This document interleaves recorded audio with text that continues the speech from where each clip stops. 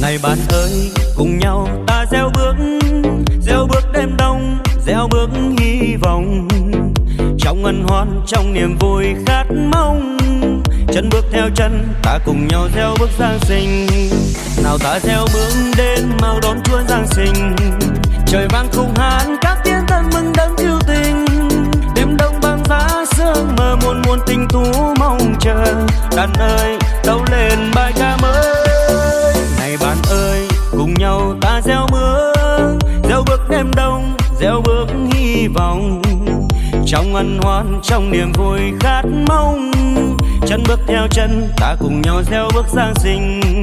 Người ơi có biết Chúa sinh ra vì ta, ngàn sao lấp lánh với nhau hát ca. Nhanh chân ta đến tôn thờ, keng keng chuông đã điểm giờ. Bình an gieo khắp thế gian. Này bạn ơi, cùng nhau ta gieo bước đêm đông, gieo bước hy vọng. Trong ân hoan, trong niềm vui khát mong, chân bước theo chân, ta cùng nhau gieo bước Giáng sinh.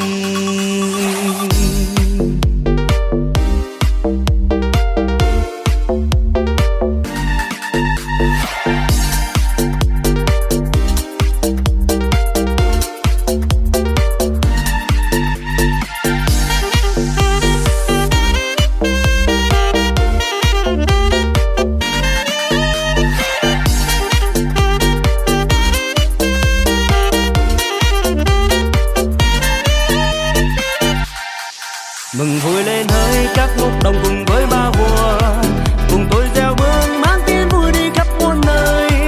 Ngôi hai trong cánh cờ bàn yêu thương nhân thế suốt trần, sáng soi trần gian tối tăm.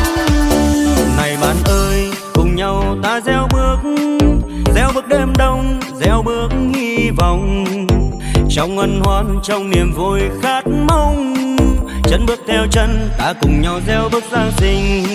Đời con chẳng có chi hơn là niềm tin son sắt son thay qua.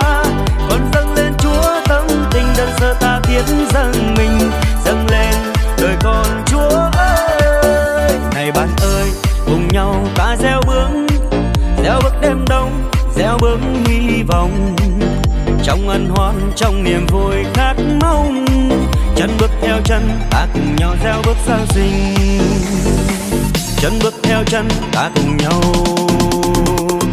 gieo bước Giáng sinh.